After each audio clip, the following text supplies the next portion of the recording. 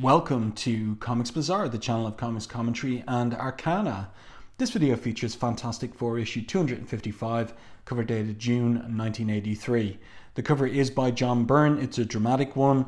Sue there says it can't be, Reed is dead. So this picks up from the cliffhanger at the end of the previous issue, where it seems that Reed's mind has been psionically siphoned from his body in order to fuel Taraneth Gelstal's ship, this alien creature, in order that he can get off the negative zone planet he's been stranded on for decades. But I like the way that this cover reads, and that's not a pun, because we see here a three-quarter profile 1980s technique, the color hold of Reed here watching from the view screen, and we have his face features delineated in light yellow there. I think it's really effective, and it's a mystery for the reader. Obviously, it conveys the fact that Reed isn't 100% dead, that something stranger has taken place.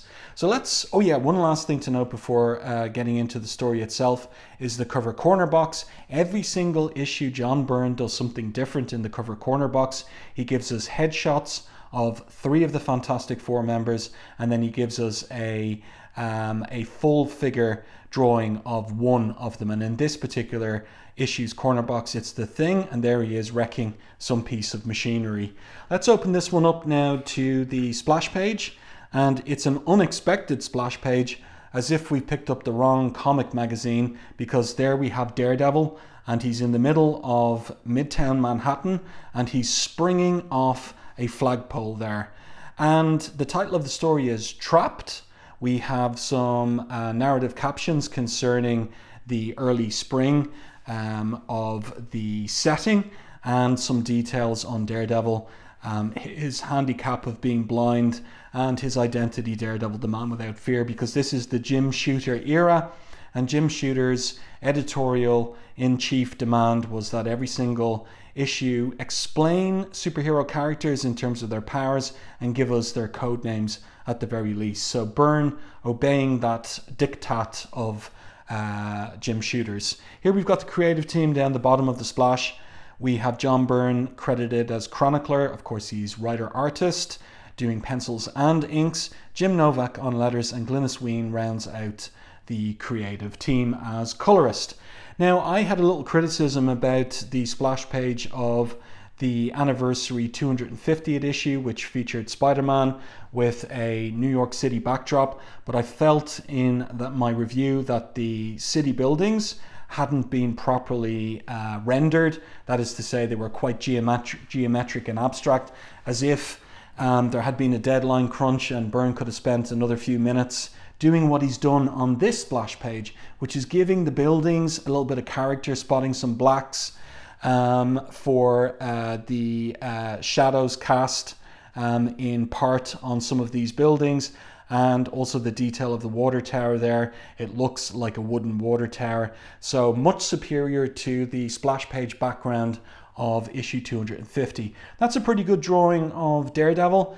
I get the impression that Byrne was looking over Frank Miller and Klaus Janssen's version of Daredevil for this page and the next two.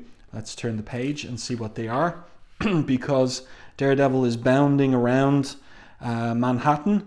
All the narrative captions are just details about the character that a new reader wouldn't know. I like the panel here where he's grabbing onto this flagpole that has the American flag on it. I like this one where we're looking up at the water tower, and 3/4 of his body is in shadow. And then he bangs into something invisible that his radar sense didn't tip him off about. This is definitely Byrne having a little friendly competition with Frank Miller for this sequence where Daredevil falls down and catches himself on the washing strung across the street from building to building.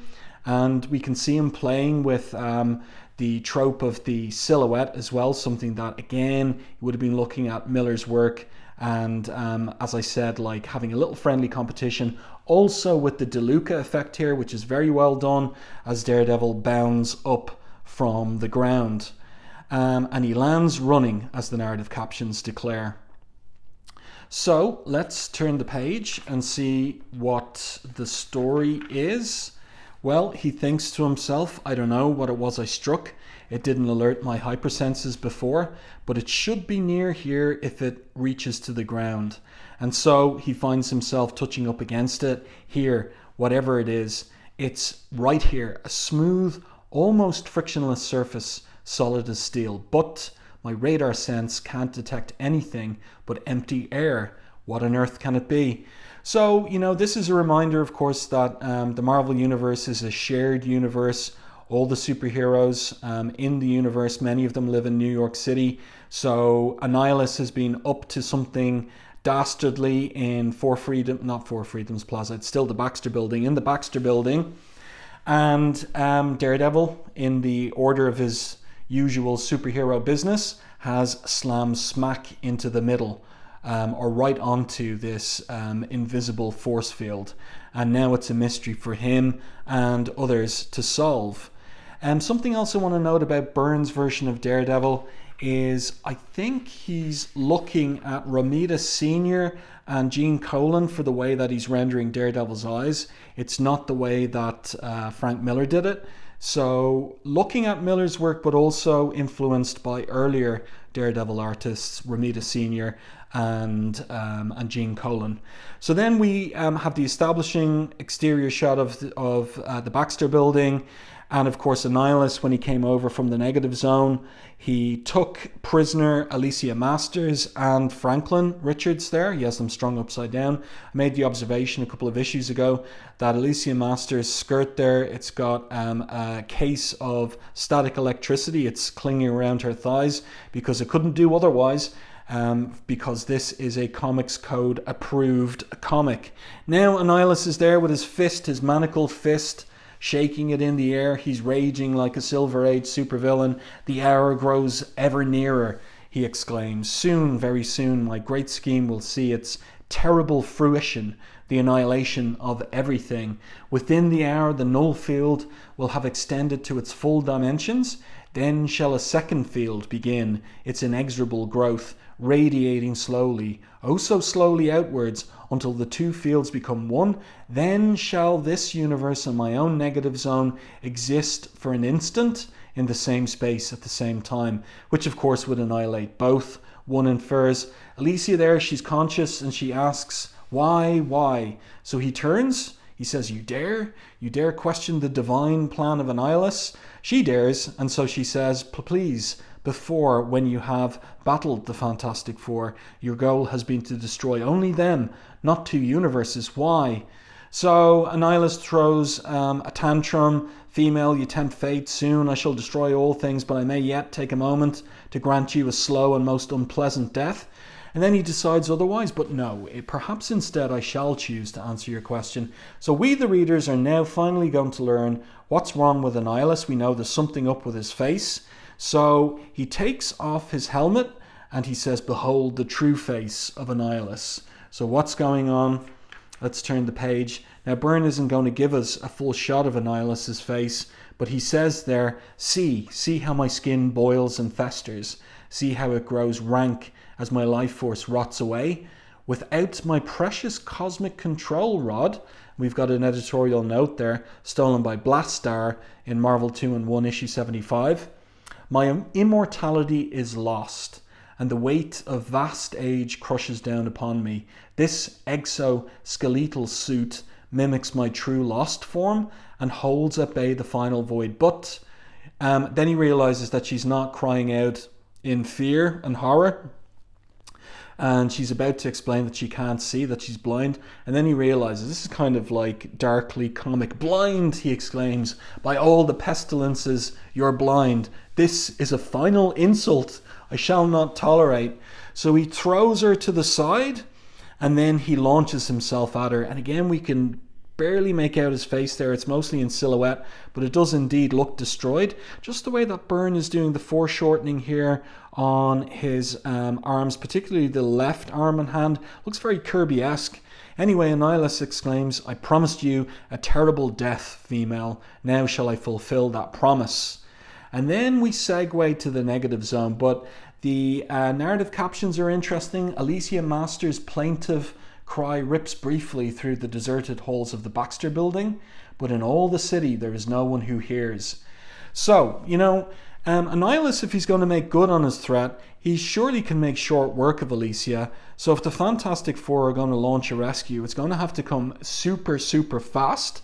And they're in the negative zone. I like the transition here from Earth and our sun there to the negative zone and these weird planets with the craters on them and the little kind of bubble there as well on one of them. It's very interesting looking. Good ideas from Byrne. And of course, now we're at the end of the previous issue where Reed is mindless and Sue says his mind, his very soul, has been drained out of his body. That's really good upshot there, 3/4 profile upshot on Reed's vacant staring face. That's well done. Let's turn the page. We get a big full page image of the antagonist, the one who has siphoned Reed's mind out into this machine here in order to generate energy to blast off his starship from the negative zone planet he's been stranded on for decades. And of course, he's going to explain some things here. He says, I've been trapped on this wretched planet of Mantracora for far too long. Now with my ship renewed by the mines I've taken from hundreds of natives, I can finally return to my own world. So here they all are. And the ones that he got the soonest, they're rotting away their bodies. And that's what will happen to Reed unless something can be done for him. And the alien creature continues and says, the mind of your husband was of sufficiently powerful intellect to provide the final burst of psionic energies. So the guy is there explaining, instead of hitting the switch and launching the starship, which gives the Human Torch time to attack. But the alien has the measure of the torch. Impudent young pup, he exclaims, this is a spaceship, stripling. Do you fancy it to be without fire extinguishing material? So some kind of foam douses Johnny's flame. I really like this idea from Byrne, where the creature goes up this bony staircase, climbs up it into another level of the starship, and it's getting away. Johnny says to his sister, do something, and she says, my pleasure, baby brother. An invisible force field over the hatch ought to dampen this alien spirits. So he's blocked there. Let's turn the page. That's a good reverse angle on the Human Torch racing towards the alien. You should have launched a fireball at him, but however. So the alien then is able to run along the roof, top the ceiling of the chamber that they're in. He exclaims confidently, fools, this vessel is designed to function in zero gravity. Its every surface is a travelway. So the thing, he rips off a piece of this machinery and he throws it at the alien. Since you're ever popular, force fields didn't slow this clown, he says. Let's see what happens if I turn the ceiling into a war zone. Really like the foreshortened angle here on the thing's arm and the back of his arm there in particular, where his triceps would be. That's really well done, the way that Byrne is conveying the perspective by making the rocky orange plates smaller. It's well done by him. Good stuff. And the alien drops towards the floor. The thing thinks or exclaims, it worked. The creep's falling. But there's a trapdoor and now it's on its way. What puny minds these aliens possess, it says. It is unbelievable that their race could have produced an intellect as powerful as Reed Richards. So now it arrives in, it looks like the cockpit, and it thinks my captivity is ended, my freedom is assured. Then we get an exterior shot of the Citadel, where Taraneth Gelstal has been presiding over Mantracora as priest king, and they hear a rumbling. There's a throbbing sound coming from the ancient buildings of the Citadel. So the locals are baffled, and then we get a really cool double-page spread here by Byrne. This is very evocative of Flash Gordon in particular. So the narrative captions are about everything that we can see here, which is kind of ironic because that was one of the things that used to annoy Byrne about Claremont, where he'd do something like this and then Claremont would fill it with narrative captions saying exactly what the reader can see. But I think that Byrne has done a really good job on the starship And also on the exploding rocks here, and cement and concrete of the citadel as it blasts free of it, like the clouds here, or sorry, rather the, what would you call it, like the exhaust fumes here as well. It's really, really well done. And in the middle of all of this, were it possible to interpret, or sorry, in the middle of all of this, and as the huge starship thunders towards open space, there passes briefly through the circuits of its psionic energy generators a signal. Were it possible to interpret that psi electric pulse as a word of human language, it would say remarkable. So let's turn the page. Who could that be? Who does that sound like? Doesn't it sound like Reed Richards? Now this is interesting work here from Byrne. Obviously he was able to get this page done fairly quickly, given that there's no backgrounds and only one figure in the final panel. But I find it interesting the way that he gives us a kind of crystallization of Reed's thoughts. Quite remarkable. Awareness of function activity in physical form, but function is inconsistent with memory. Yes, memory. Must not lose self. Self, self, self. I, me. Yes. Self-awareness must concentrate. Concentrate must assimilate. I must assimilate. Analyze. I can sense my physical parameters, sense my body. No, this does not feel at all right. I sense an outer hard shell, metallic, unliving, yet within is a kind of life, or something which functions as if it were alive. No, not alive, not of itself, simulation, mechanical constructs designed to employ the processes of living fuel flow regulation as blood in a biosystem. Internal electrical circuitry corresponds to a living nervous system, my nervous system, and I am Reed Richards. That's a great sequence by Byrne. Very creative, very thoughtful. It works, it's effective, very much tapping into his love of sci-fi there for that one. I really like it. Well done. And now the starship is in space, and it is hurtling through space. At the helm, the former high priest of Mantracora cackles his alien joy. And elsewhere in the ship, we've got the Fantastic Four, and they're being knocked around. Gravity shift, says the thing. The blasted thing must have took off, like the creep said. It's built for use in zero gravity. Now that it's under acceleration, we can get artificial gravity from the thrust of the engines. That means this wall is the floor the alien ducked out through. And that means if we're going after him, there's no time like the present to get started. So the thing with his super strength rips open what was the floor. And I really like the way that Byrne is kind of designing the organic metallic innards of this starship. It reminds me a little bit of H.R. Geiger. And of course, the Alien film came out in 1979. So it could be a little bit of an influence on him for some of this designy stuff on the interior of the ship. And then we have the thing there. He is holding, it's like a little Pieta pose there of Reed's body, which is empty of his mind. He tells Sue, go ahead, I'll carry your hubbins. He'll be okay. I have never heard that word before, hubbins. Anybody else out there? Or is there anybody out there who has ever heard that expression or ever heard the thing use it? It's the first and only time that I can recall him using the expression. Anyway, Sue says, be careful, Ben. Reed's stretching powers gives his body great resilience, and then Johnny says, don't sweat it, sis. If Ben's right about this leading to the bridge, we better move fast.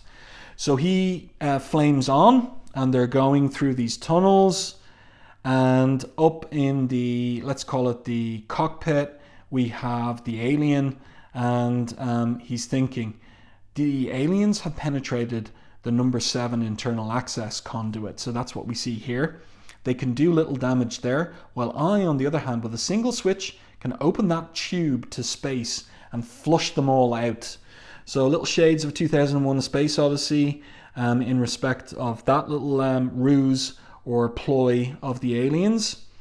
But it doesn't happen. What happens next has nothing whatsoever to do with the proper function of the circuits, the switch that the alien pressed. We can see the ship is zigzagging around. Holy sheep dip, exclaims the thing. The gravity's gone. That blasted alien's flying some kind of crazy circuits and bumps. So Sue tells him to hold on. and hold on to Reed in particular. And on the bridge, the alien himself is bouncing around too. He can't hold on. And then we have what we saw on the cover. We have this representation of Reed on the view screen. That's better, he says. All right, my friend, I've control of this vessel now. And the alien is astonished and confused. So Reed is going to explain. Your own greed defeated you. You already had enough psi energy within your ship, but like a man trying to fill a sack with more than it will hold, you felt compelled to steal just one more mind. So you tricked us, drugged me, and drained my intellect, and now I control your ship. But the alien insists, I can still win, I can still... but Reed says, no, I rather think not. You've lost.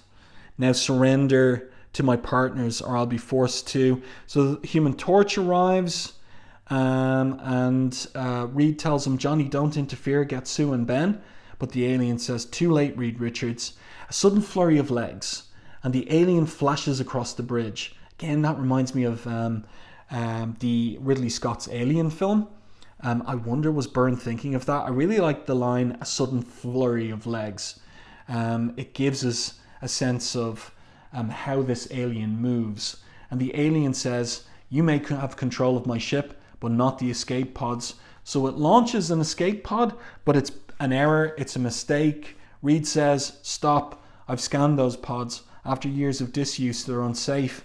The alien ignores him, and then the drive malfunctions, it's overheating. You can see the pod is going haywire out in space.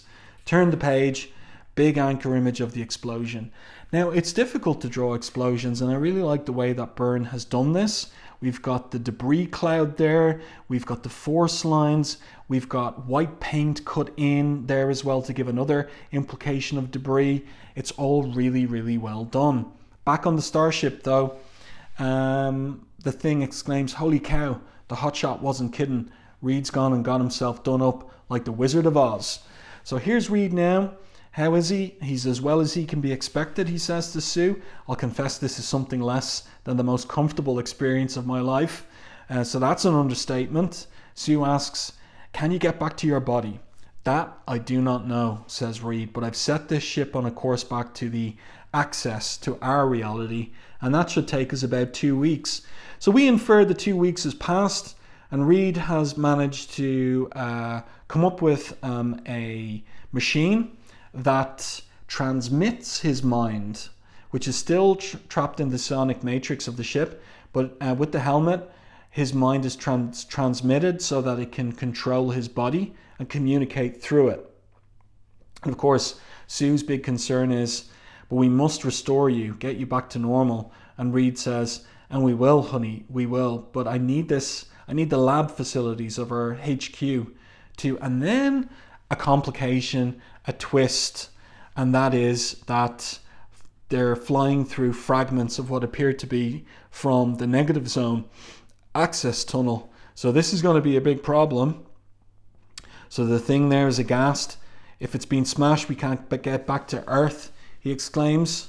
Sue, of course, is upset, and Reed says, just a moment, and I'll get the image on screen for all of you. So what has taken place?